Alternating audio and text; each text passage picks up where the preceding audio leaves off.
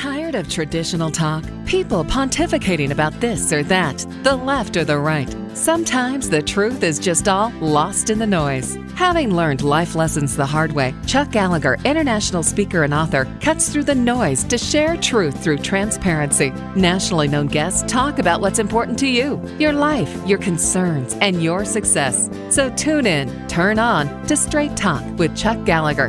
Now, here's your host, Chuck Gallagher.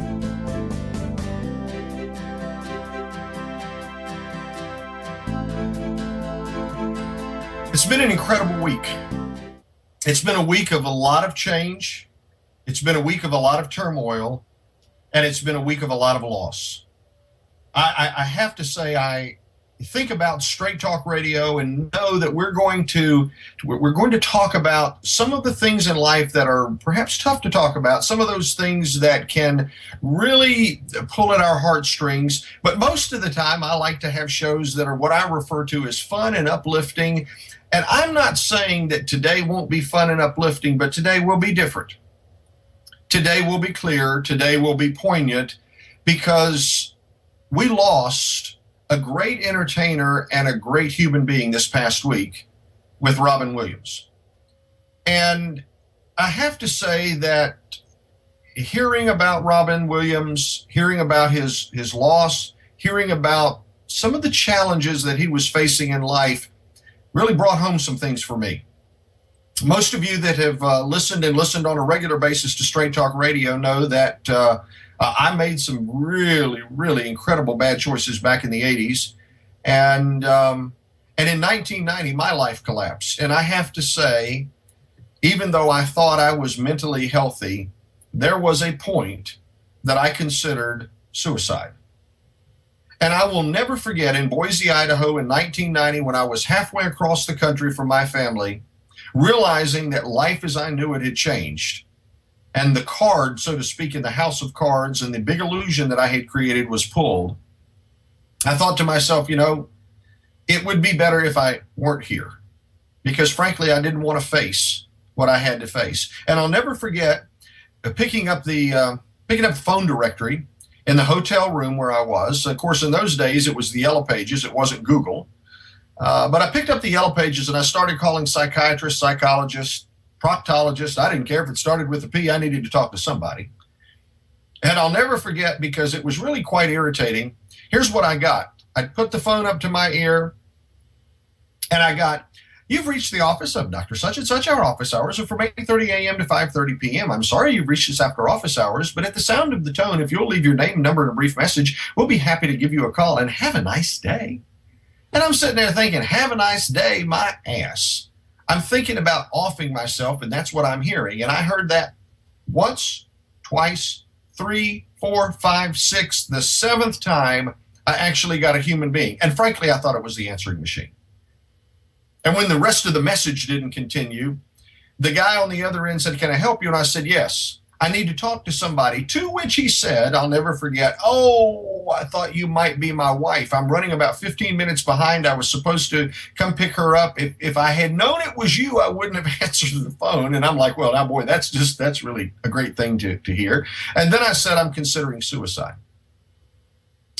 To which he said, "Let's talk."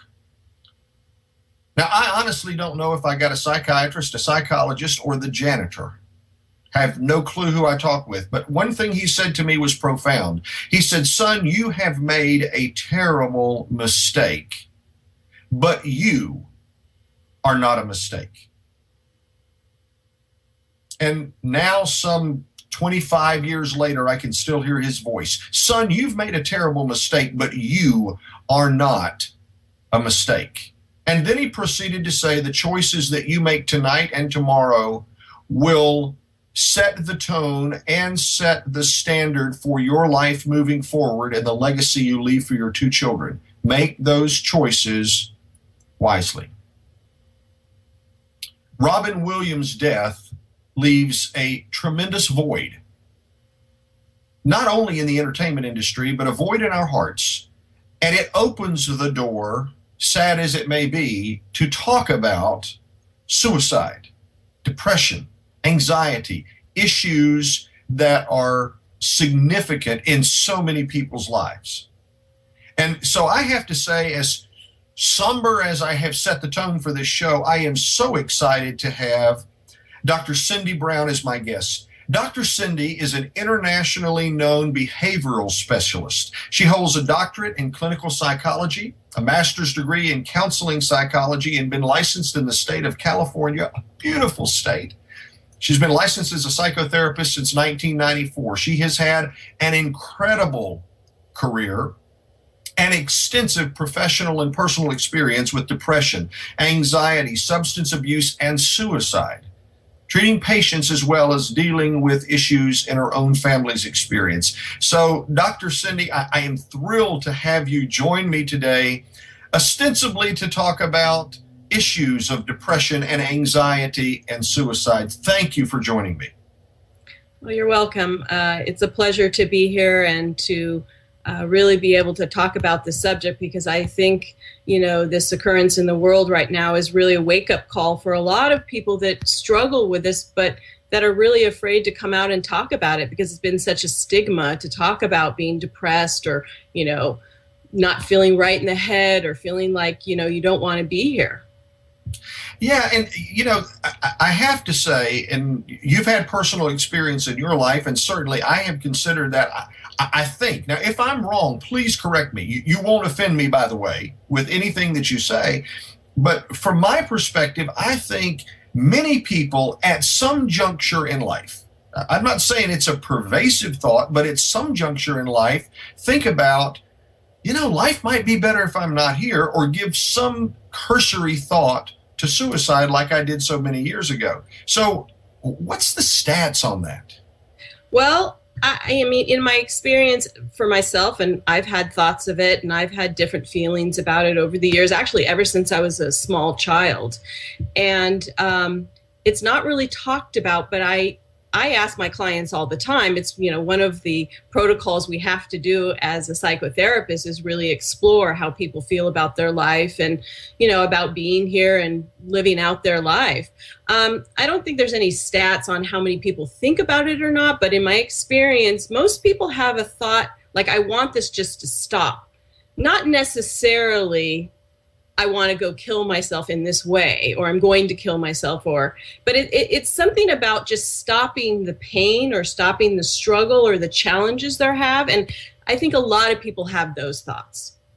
That makes perfect sense, because on a regular day-to-day basis, that thought today is nowhere close in my consciousness. But you're absolutely right. I talk about choices and consequences and what motivates choices. And in a lot of cases, I'm going to say they're ego-driven. Either I want to avoid pain or I want to gain pleasure. Right. Move toward pleasure. Absolutely. Right. So if I'm not moving toward pleasure, and especially if I'm looking at pain, and that pain seems to be very real and very pervasive right this moment, then the avoidance of pain might seem, well, let's put it this way, suicide might seem to be the lesser of the two pains and the elimination of that one that we don't want to face. And a lot of people bounce back and forth.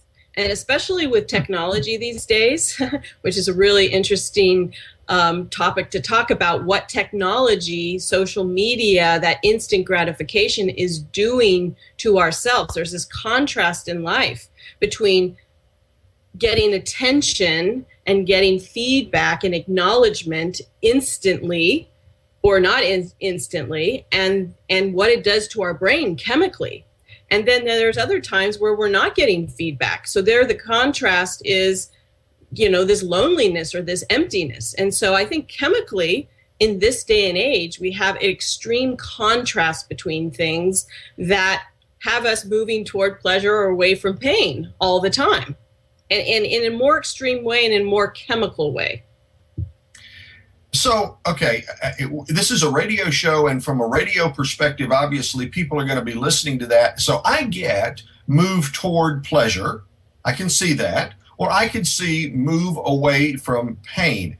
But when you talk about, I can also understand when you say, well, boy, it happens a whole lot quicker. Listen, everything happens quicker now. especially than it did 20 or 30 or 40 years ago. But when you talk about it chemically in our brains, kind of connect those dots for me. Well, so what happens is when we're stimulated by some type of acknowledgement, feedback, especially in Robin Williams' instance, is that, he's in the media spotlight. He's getting feedback all the time from audiences, from reviewers, from the box office, from getting auditions or being rejected. So that's a certain amount of getting attention versus not attention. And in the brain, we have neurotransmitters and endorphins and chemicals that get stimulated when we get attention or when we don't get attention. And what happens is when we're waiting for that, it stimulates it and it turns it on. And when we're kind of empty and waiting for it again, and it's not coming, then we don't have those feel-good chemicals.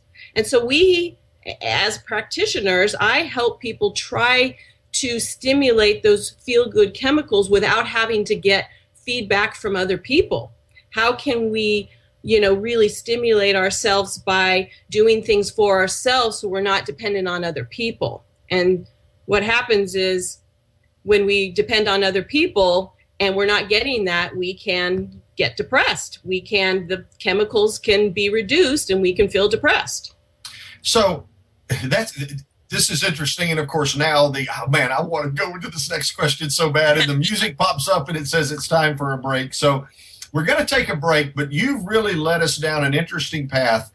This is Chuck Gallagher with Straight Talk Radio. My guest is Dr. Cindy Brown. She is an absolute expert when it comes to what takes place and how we deal with issues of depression and anxiety and suicide. So, Cindy, stick with us. I'm looking forward to our next segment. This is Chuck Gallagher with Straight Talk Radio. Stick by. We'll be back in a moment.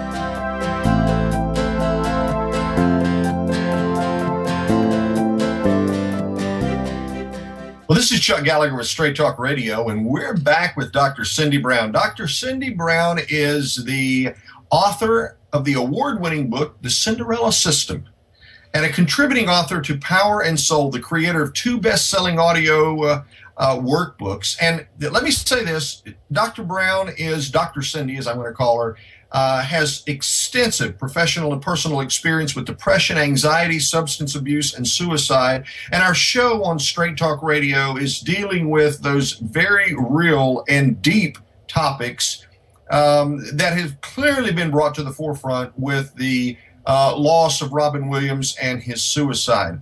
And Dr. Cindy, when we were finishing up the conversation before we went to break, you made a comment, and I want to ask you about this, and I'm going to paraphrase this. You said that obviously when we receive external feedback, and especially if it's positive feedback, people appraise us and appreciate us and so forth. It triggers chemicals in our brain, endorphins, or whatever the chemicals may be. It makes us feel good.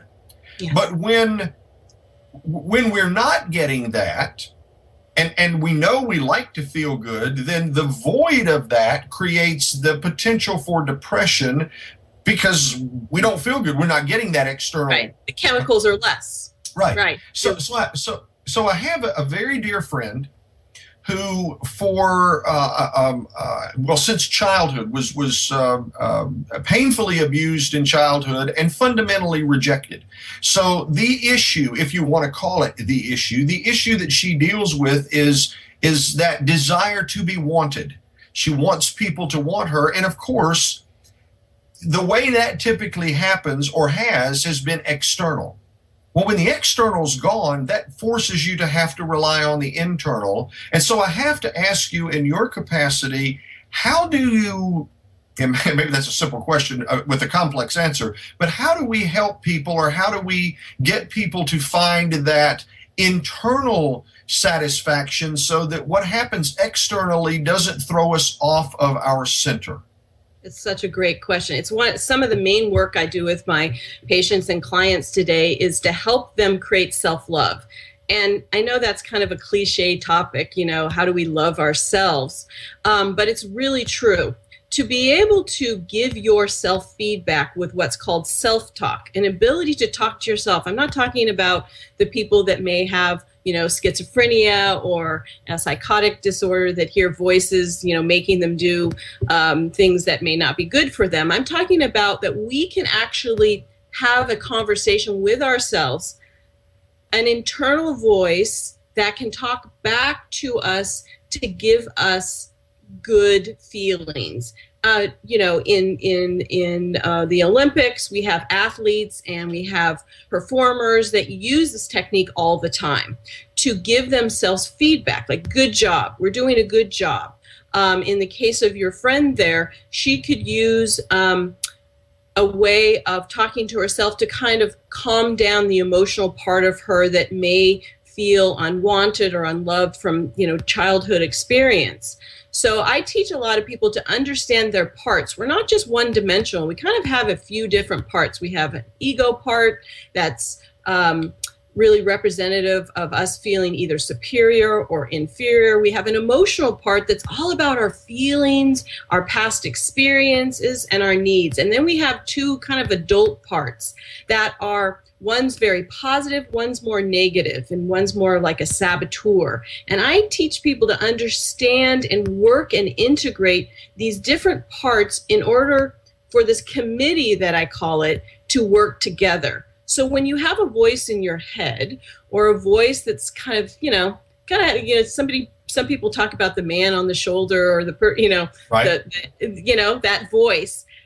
It's good to be able to talk back to it, but in a loving way. Just like, no, I'm not going to listen to that. I'm not going to listen to the dark voice. I'm sure Robin had a lot of voices in his head, a lot of emotional stimulation, especially because of, a recent diagnosis of Parkinson's, which can really, play with your mind as far as chemically and, emotionally and psychologically. So, I think it's really important to understand that you can manage this if you have the techniques and tools. And it's not a crazy thing. A lot of people talk to themselves, and it is actually very beneficial to understand that you can do this. It's funny when you say a lot of people talk to themselves. I'm not really an astrology person, but I'm a Gemini, and I jokingly say I have some of the best conversations with me that you can imagine. Yes. And especially, I have to say, especially in business, when somebody does something wrong and I really need to have that conversation with them, I will have the conversation with me in the car, because I can do anything I want. Oh my gosh. And the HR people can say nothing to me. Nobody hears it. Nobody can say anything. I can say anything I want. Then I can have the right conversation. Yes. And it be okay. Now, yes. Let me ask this question, and because I think you've really teed this up nicely. Now, with all kidding aside, Robin Williams obviously did have multiple voices in his head. He could, they came in and out of his mouth, and he was brilliant. Yes. But one would assume that at a certain point, when you get past the entertainment factor, that the reality is that those parts, as you call them, were all interplaying to ultimately help him make the decision that he made. So neither one of us knew him personally, but what types of warning signs would the average person, would I look for with my loved ones if by chance they were having those conversations and maybe they were going a little on the dark side? Yeah, that's definitely, if somebody's actually talking about it. It's interesting when you look at the statistics, especially for the older population compared to the younger population around suicide, is that the older population seems to not talk about their plans or things outwardly, hide it more, isolate more, versus a younger population that may act out, may, post something on Facebook, or, call people up or joke about it or do risky behavior, acting out. The elder population seems to act more in and isolate and hide and be afraid of being a burden. So I think what we can look for is somebody isolating, somebody deciding to start cutting off being around other people. I mean, the latest article I just saw was that he spent the 18 hours before locked in his room with the blinds closed. He had blackout curtains, and he really isolated. And I remember my father doing that before he took his life. There was a lot of isolation, a lot of pulling away. I mean, just to share some experience, my father took his life a year and 2 months after my mom passed away. And one of the risk factors is a loss, somebody being in bereavement, especially my parents were married 49 years before my mom passed. And, that's definitely a risk factor. But before my father passed, I could see that he was removing himself emotionally. I saw him at Christmas time, and he took his life on January 6th, 2009. And the last time I hugged him, he pushed me away. And that was a significant sign to me that something was going on. And so I think that's important when you see a loved one or you find yourself that you're withdrawing from people. And again, warning signs are that when you stop wanting to connect with other people because you're actually contemplating leaving this earth. So you can't stay too close to them because it hurts you. And I could kind of see that in, looking back at it right now, what my father was doing unknowingly, in a way. Right. Now, Dr. Cindy, we're talking a bit about risk factors, and we'll call it for the older population. That would be me, since I'm 57, or at least moving in that direction. Yes, exactly. But I would assume some risk factors, and it's an assumption, would be change in medical condition. That was certainly something with Robin Williams. Yes. Loss of someone very close to you, spouse or someone that is very close, and or depression. The possibility of the loss of your identity through your job. Yes, retirement. Robin Williams had just, his show hadn't been picked up. He had a TV show, and it had not picked up for the next season. Definitely that, financial issues. But, depression being one of the number one risk factors, it's something up like between 75 and 85% that people that have depression, which is loss of motivation, inability to connect with other people. A recent doctor visit within the past 30 days, they say that's one of a huge risk factor. Financial concerns, not wanting to be a burden, and wanting to hide any kind of medical condition. As a person's medical condition worsens, people seem to think about it more. I don't want to deal with, again, what we talked about at the beginning of the hour was, I don't want to face this. I want this to stop.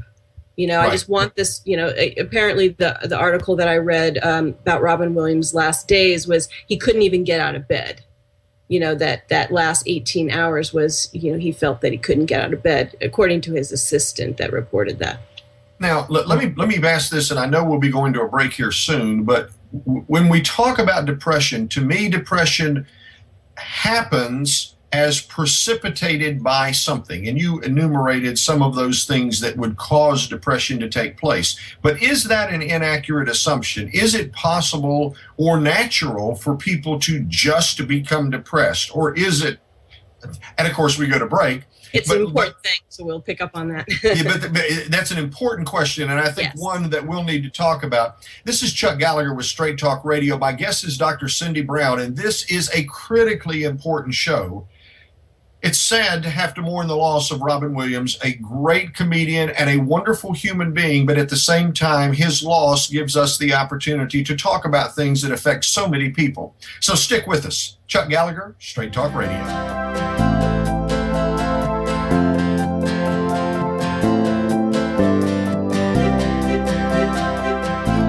Chuck Gallagher with Straight Talk Radio. Thanks for sticking with us. This is an incredibly important show.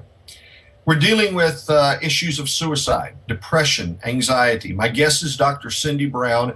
If you want to know more about Dr. Brown, go to www.drcbrown, B-R-O-W-N, I can't spell.com, drcbrown.com. Dr. Cindy Brown, she is a best-selling author and an internationally known behavioral specialist, and we have been talking about the incredible loss of Robin Williams due to suicide and issues of depression. And Dr. Cindy, before we went to break, one of the questions that kind of pops in my head is, as you were talking about depression, to me, depression would happen as a result of a change in a situation. But perhaps that's not entirely accurate. So help us understand depression. Yes, depression can be both chemically caused. It can just come on as far as you can just wake up in the morning, nothing's in your head, and you just feel like you don't want to get out of bed. You don't want to open the curtains. You don't want to, step outside your bed. You want to just stay in your bed. A lot of people talk about that. I just, just had this feeling. So chemically, it can come on in that way. Hormonal changes, especially women and men both have hormones, very powerful hormones, and when they're not in balance, it can definitely affect depression. I know for me, I've had chemical depression my whole life, as well as situational depression. I mean, when my mom passed away, and then my father took his life a year so later, I was in a lot of pain working through that. So, I think the hardest thing is for people that have chemical depression and situational depression.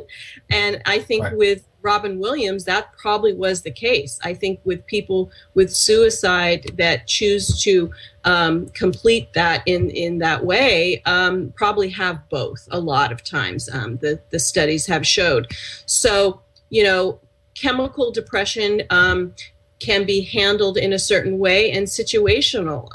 We talked about some techniques as far as handling a way of managing your thoughts. So situational kind of therapy, remedies for depression have to do with us managing our thoughts and our emotions, and then managing our lives so that we can build good chemicals and feel good chemicals in us.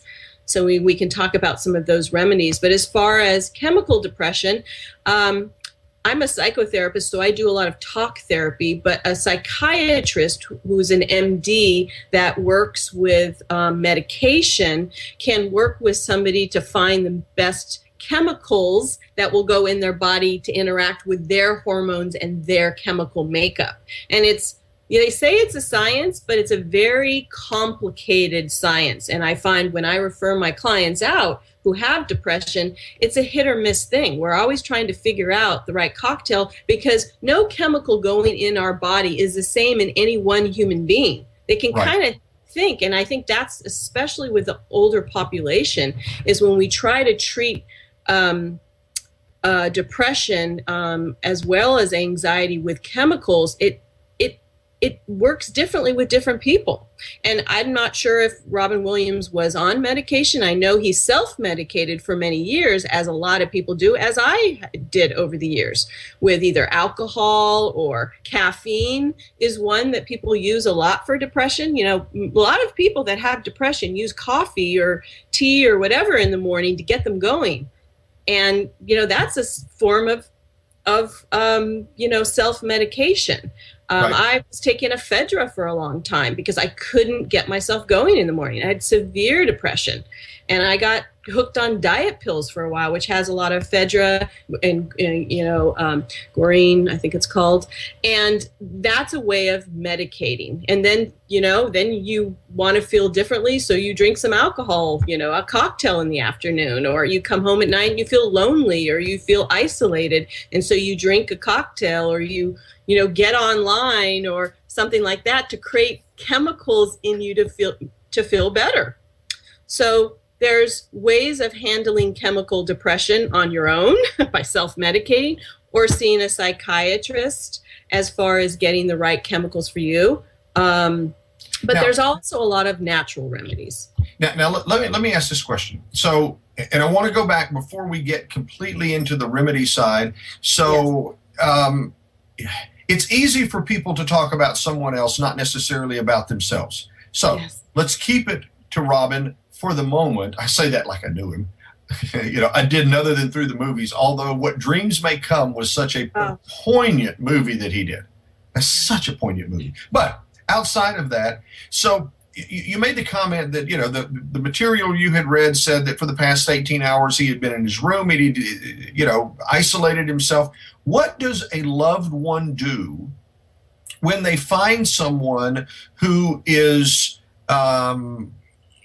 obviously moved into such severe depression that those things take place? Do you try to intervene? What do you do? How do you help the person that you care about without coming across as a jerk and saying, well, yeah, you just need to pick yourself up by the bootstraps and get over it, which doesn't work?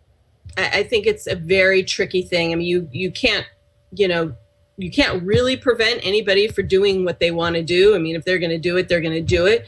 But, you can come in, offer some food. A lot of times people will isolate and stop eating or sleeping well.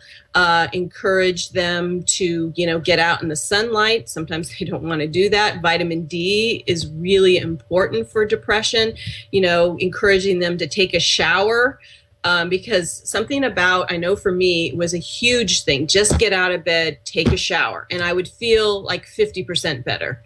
Encouraging a shower, bringing some, nice food that they like, that, the chemicals or the energy in the food, strawberries or chocolate, or, there are some foods that actually boost serotonin and help, bring in the good chemicals. Bring a pet in. Pets have found, we have found in studies that interaction with animals boosts serotonin and oxytocin, which is a bonding hormone, which actually helps you feel loved. They use pets in hospitals and in prisons now with incredible results. So bringing a pet in, encouraging them to do things they like. But again, the person is going to dictate if they want it or not, and if they accept it, and if they improve by it.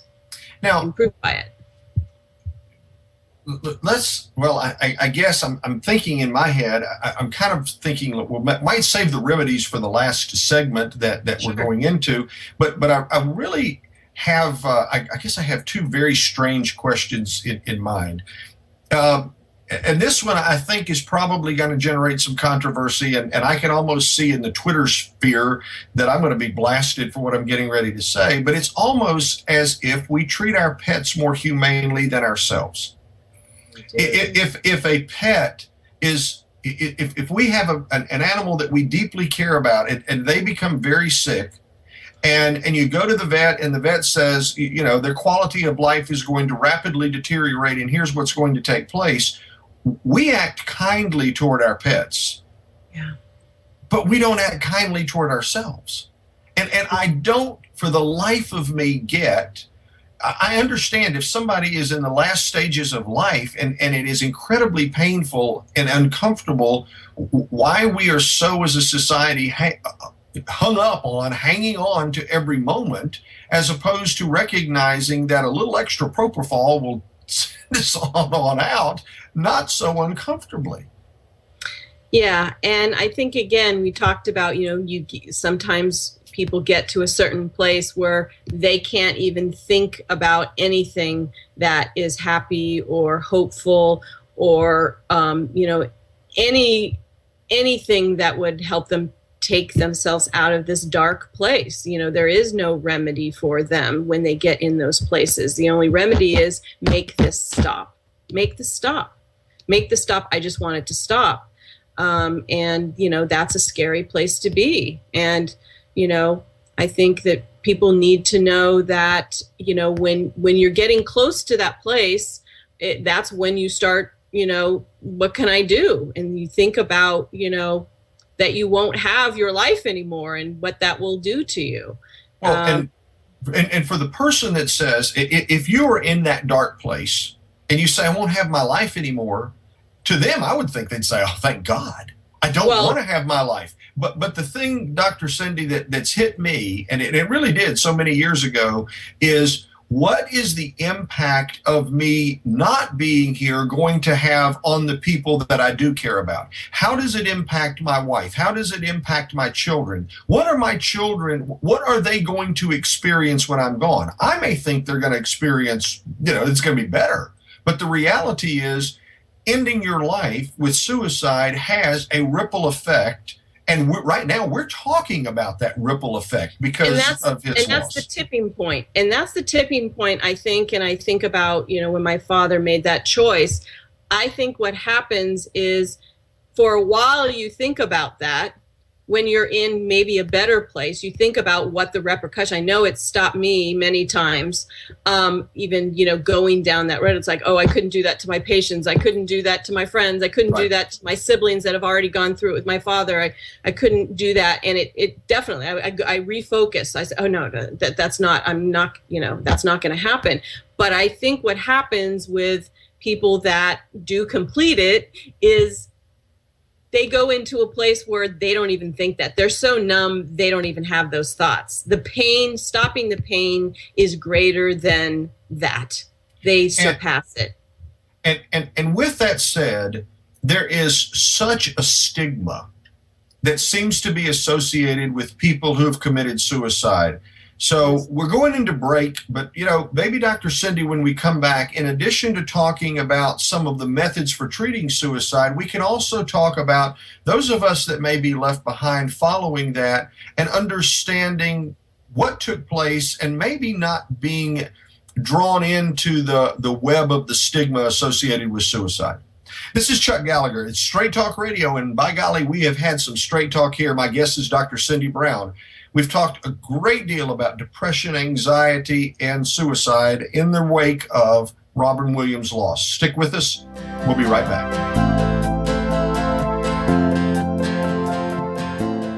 Well, welcome back. This is Chuck Gallagher with Straight Talk Radio. Thanks for sticking with us. This has been one of those shows where when we say it's Straight Talk Radio, it has been straight talk. We've been talking about depression, anxiety, and the loss of Robin Williams to suicide. My guest is Dr. Cindy Brown. She is a best-selling author. She is a multi-decade psychotherapist. If you want to contact her, you can go to drcbrown.com, drcbrown.com, or you can contact her on Facebook at Dr. Cindy Brown. I'm sure she would be delighted to connect with you. She has been sought after in so many places, on radio and television programs talking about depression, anxiety, stress management, behavior modifications, addictions, and relationships. Dr. Cindy, it is so good to have you on the show. Thank you for taking the time to join us today. My pleasure. We were talking about, before we get into maybe some treatments, we were talking about, right before the last break, that suicide has a ripple effect. And it also has a certain stigma. It's hard for people to talk about, and yet so many of us, in some form or fashion, have known in our own lives, as you have known in our own lives, or certainly known people close to us who have lost loved ones to suicide. And sometimes we just don't know what to say or how to act. Well, I think it's two things. It's like when you know somebody that is experiencing the ripple effect, a loved one or a friend or something like that, you don't know what to say. You want to comfort them, but and then as far as like me that have experienced it, I was embarrassed at first, especially being a psychotherapist and everything, to actually tell people in the beginning. I made up some story about he had prostate cancer and things like that. So I think that the best way we can handle this is by talking about it and comforting somebody as if they died in any other way. I think it's very shameful and awful that some of the media has thrown out different words like coward and, he was selfish and things like that. And I just think that's awful. We need to really understand depression and understand that, some people struggle and are challenged by life and have that choice.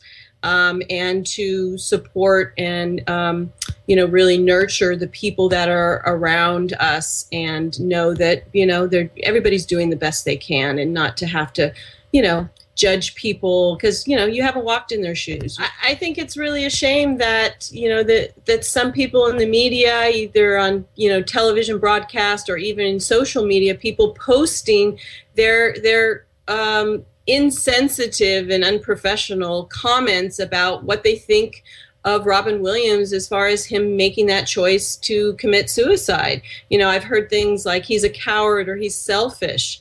But, nobody has walked in his shoes. Nobody knows what he was really dealing with. And, he has a right as a human being to make that choice. We may not like it. It may bring up so much for us. And I think that's what the anger is. I think people that actually judge and are insensitive to it are really grappling with their own feelings of possibly, not feeling in control or feeling in a dark place and, they feel like they don't have a choice or they feel scared of their own choices. Well, that's true. And it, depending upon the part of the country you're from and perhaps your religious persuasion, we're taught things that, we're taught, suicide is terrible and so forth. But, the reality is it happens. I saw a statistic. I don't know if it's completely accurate, but, at least 100 people a day in general are going to leave this planet due to suicide, which, by the way, I think is incredible. But you're right. We don't really know what was going on. We see the persona of Robin Williams, but we don't know the truth of his experience. And I do want to do two things, but I want to ask one quick question. And it's a little out there, but you live in Los Angeles. You are in the place where where media is glitzy and you're surrounded by it and you might run into people on the street. Do you find that incredibly creative people are more prone to depression, or is that just a myth? Well, there is some studies about creativity, meaning the impulses in your brain, especially as we have seen how Robin Williams, does his thing, Right. his brain is always going. There are several comedians that are kind of in that same genre as far as how he expresses his craft. And, that can have some indication as far as his chemical makeup of his brain. So we talk about musicians, there's been a lot of musicians that have committed suicide, actors, comedians, definitely. And it could have some, merit as far as the chemical makeup, whether it's ADHD and, the neurotransmitters fire faster. So chemically, he's more prone to ups and downs. Some people said that he probably had bipolar depression, which is, it used to be called manic depressive. So right now it's called bipolar 1 and 2, which is a combination of both mania, which is heightened activity, lots of thoughts coming through, acting out, extremes in behavior, and then the contrast of depression, falling straight down. So you think about that, especially with actors and musicians, that there's always this contrast for being on and off, being in the spotlight, getting lots of attention, and then being isolated and getting none. And that people get addicted to the attention, and when they don't have it, they fall and their chemicals fall. So, I think it all makes a lot of sense that you see a lot of creative people or people that are in the spotlight, decide to go in one way or the other, whether it's, self-medicating and overdosing, or they commit suicide by, or other extreme means. Right. So because we don't have a lot of time, let's talk about remedies. Let's talk about treatments. What are some of the things that you could see, perhaps outside of, lithium or Prozac or what have you, although nothing necessarily wrong with either of those, but what are some of the treatments that our listeners could apply? Well, I think just on a basic level, I think it's really important to understand. We talked about the self-talk, being able to manage your own emotions, because when you're just by yourself, you want to have that. So to be able to challenge your thoughts and know what you need to do in your life to make yourself feel good. So when I work with somebody that's depressed or anxious, we create a structure. I find that if you can create a structure that you make yourself do, people talk to me about this all the time. When I'm depressed, I have to make myself do things. I force myself to do things. One of the things with depression is that you have changes in sleeping and eating. I actually force myself to eat when I'm not feeling very good, because when you deplete yourself of nutrition, you actually cause a chemical reaction of depression. So I would, tell people to force themselves to eat things they can force themselves, knowing the foods you can eat. Like I can eat crackers when I'm, not feeling like eating, or I can eat eggs, but, I may not be able to force myself to eat, a chicken breast or some broccoli, knowing the things. I would drink little Atkins drinks. So knowing what you can do to force yourself to do that. Also sleeping, studies have shown that when you don't get adequate sleep, that it actually causes another chemical reaction to depression. Depletion of sleep is a big risk factor. So you want to find natural remedies. I mean, there's definitely over-the-counter remedies, and there's prescription medications you can get from your doctor. But red tart cherry juice is a really good source of natural melatonin. And you can get that at Trader Joe's or other places. Just look for it in your health food store. You can just take it's pretty strong. So you only want to take about 1/4 of a cup before you go to bed, 30 minutes before, and it really gives you a lot of sedative effects. So that's a good remedy for sleep, because that's a big factor in depression. Meditation and chanting and yoga help relax the body, help relax the thoughts. They actually create statistics have shown and studies have shown that meditation changes all kinds of biological functions in the body to help with depression. It's one of the number one things they're now using in a lot of hospitals. I actually used biofeedback at one point, and it was very, very helpful. So eating healthy, exercise creates endorphins. Making sure you're around pets and, children and family members and not isolating.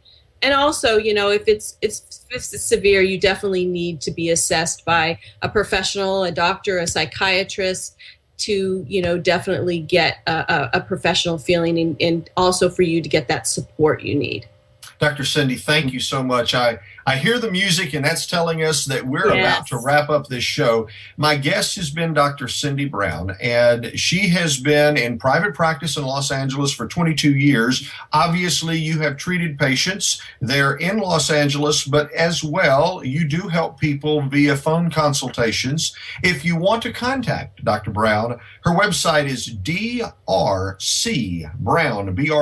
BROWN.com. She is a best-selling author of the award-winning book, The Cinderella System. And Dr. Brown, thank you so much for being on the show. We have, as a society, experienced a great loss with the loss of Robin Williams this week. But at the same time, yet once again, Robin Williams has given us one last gift.